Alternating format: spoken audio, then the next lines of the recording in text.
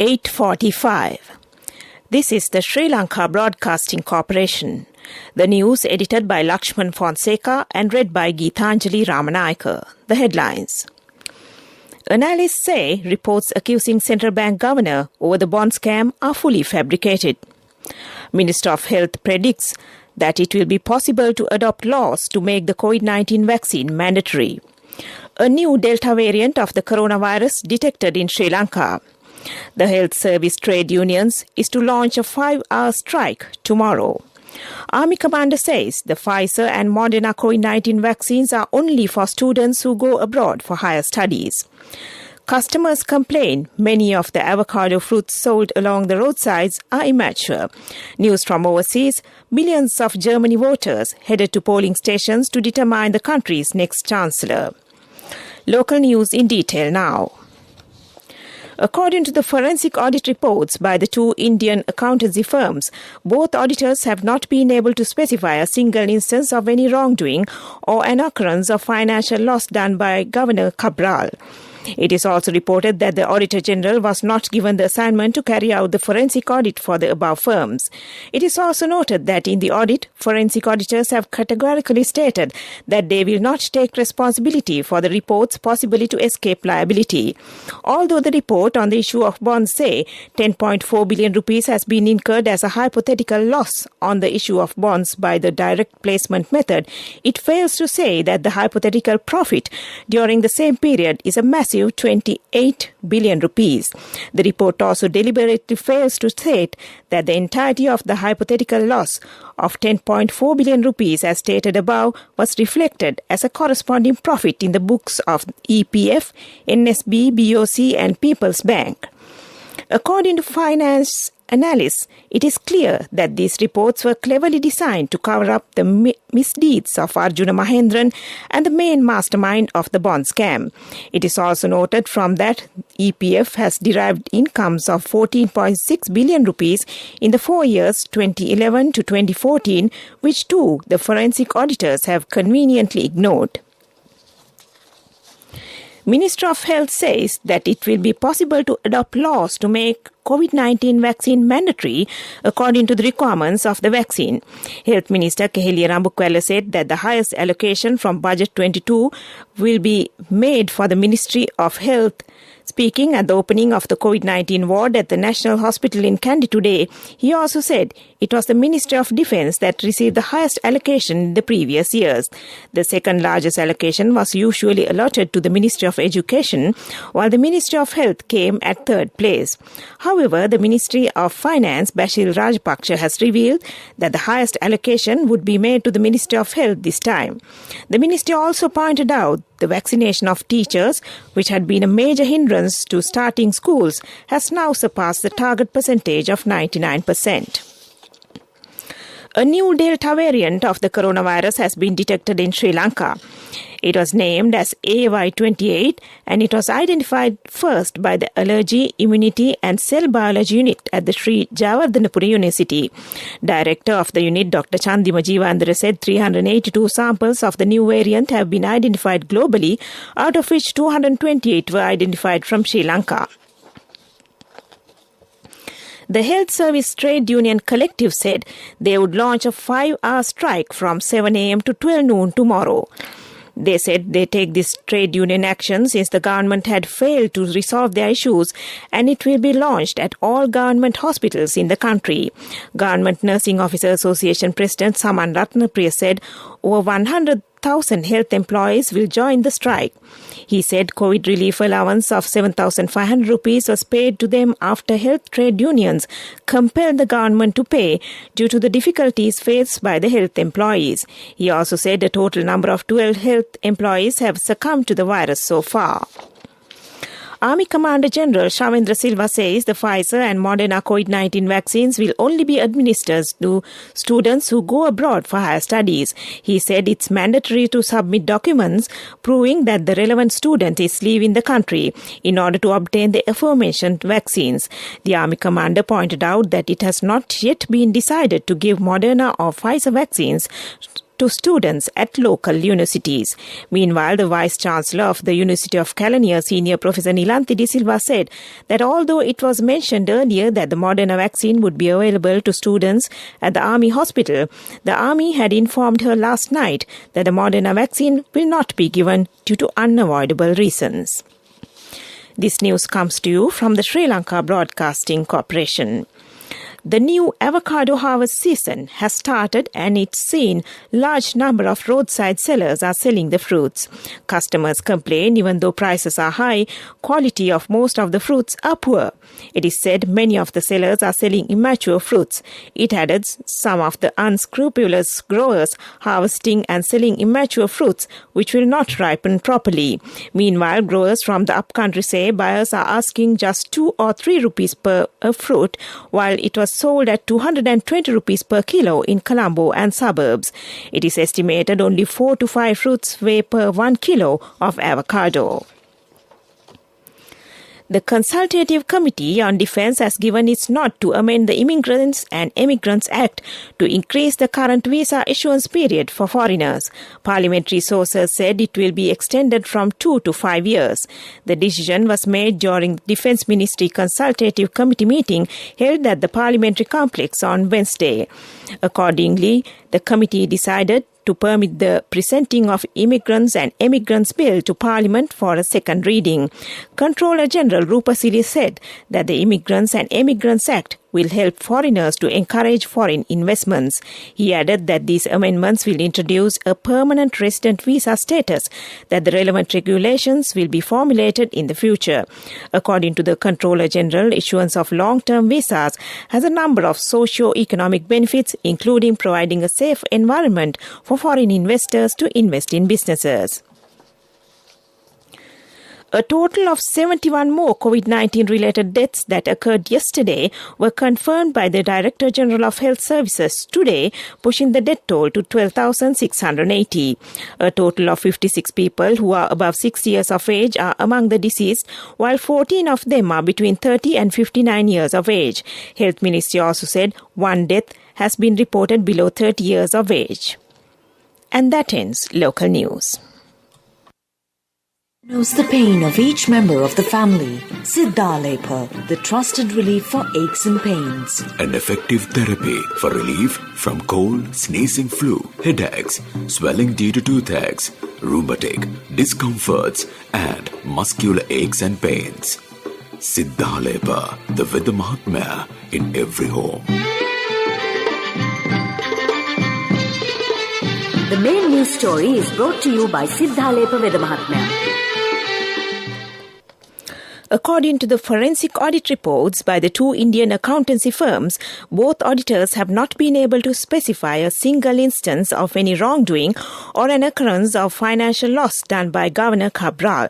It is also reported the Auditor General was not given the assignment to carry out the forensic audits for the above firms. It is also noted that in the audit, forensic auditors have categorically stated that they will not take responsibility for the report's possibility to escape liability, and that came to you in our main news story. The main news story was brought to you by Siddhalepa Veda Mahatmya. Brush your teeth twice a day for healthy teeth and gums. Supiriviki and Kakulu, your trusted brands in oral care for many years. Supiriviki Ayurvedic toothpaste for adults. Kakulu Ayurvedic toothpaste for kids. 9 Ayurvedic ingredients of Supiriviki will protect your teeth and strengthen your gums. Supiriviki and Kakulu, products from Siddhalepa. And now in Watchlight.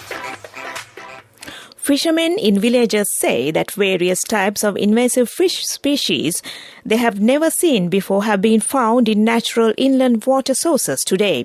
Some people have released invasive fish species into natural waterways, and they are now seen in many inland water sources as a result. Environments say it causes a threat to endemic species in Sri Lanka, and it is practiced by the people for more than a decade.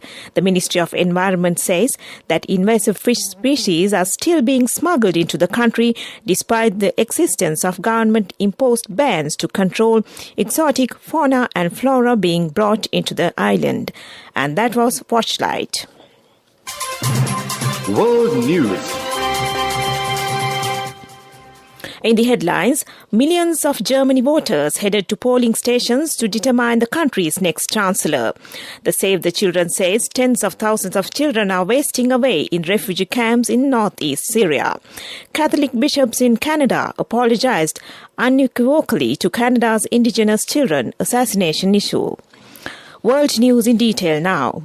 Millions of Germany voters headed to polling stations to determine the country's next government today and the chancellor who will lead it. The election is the first since the country reunited in 1990 that Angela Merkel will not run in as a candidate. After 16 years in the chancellery, the woman who became the defining European leader of her era will step aside once a new government is formed. German President Frank-Walter Steinmeier urged citizens to vote and make their voices heard. Opinion polls narrowed in the final week, but the Social Democrats still hold a slight lead over Merkel's Christian Democratic Union, CDU, and its sister party, the Bavarian Christian Social Union, CSU, making it the first real contest in many years. Save the Children says that tens of thousands of children are wasting away amid widespread violence and threats in 2 refugee camps in northeast Syria. In a new report published on Thursday, the international NGO highlighted the deteriorating living conditions in the Al-Hol Raj camps, citing minimal access to education, skyrocketing child labor, and surging violence and murders. So far this year, 62 children have died in Al-Hol.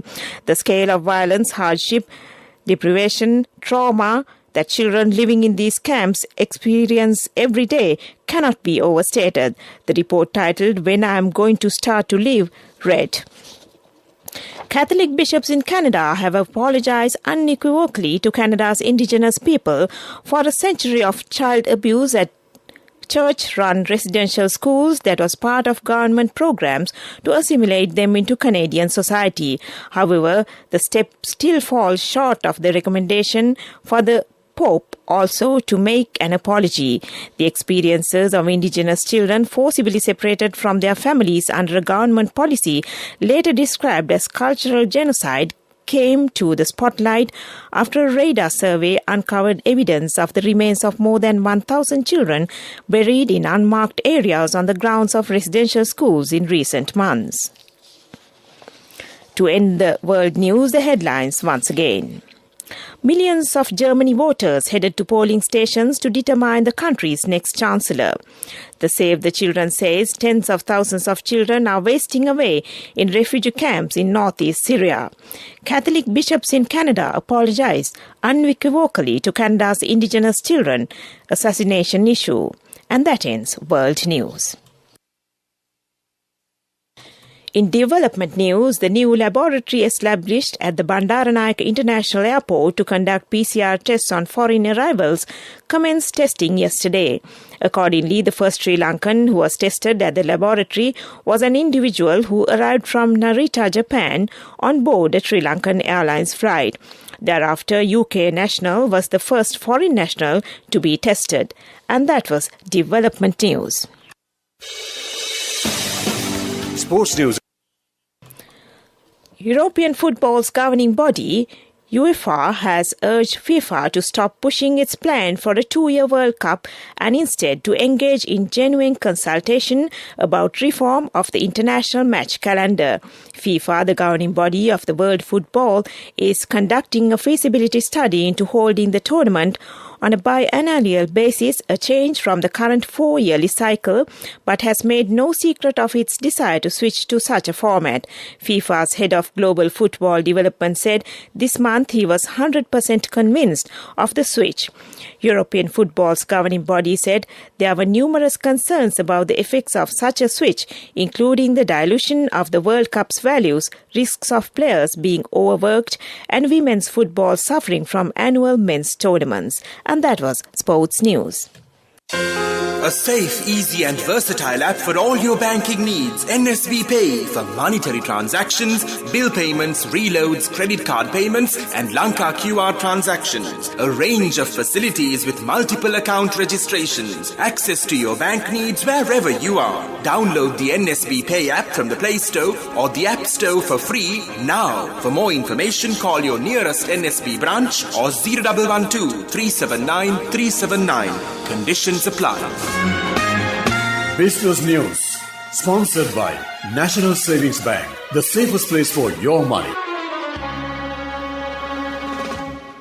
Secretary-General of the Joint Apparel Association Forum, Tuli Kure, says there would be no negative impact by the EU delegation's visit this month on Sri Lanka's GSP Plus status. He said it was only a regular visit on how Sri Lanka has responded to the trade facility and the conditions to benefit from the concessions. However, he added that the extension of the trade facility at the next cycle, commencing from 2023, would depend on how Sri Lanka responds to the EU conventions. And that was Business News. Business News, sponsored by National Savings Bank, the safest place for your money. A safe, easy and versatile app for all your banking needs. NSB Pay for monetary transactions, bill payments, reloads, credit card payments and Lanka QR transactions. A range of facilities with multiple account registrations. Access to your bank needs wherever you are.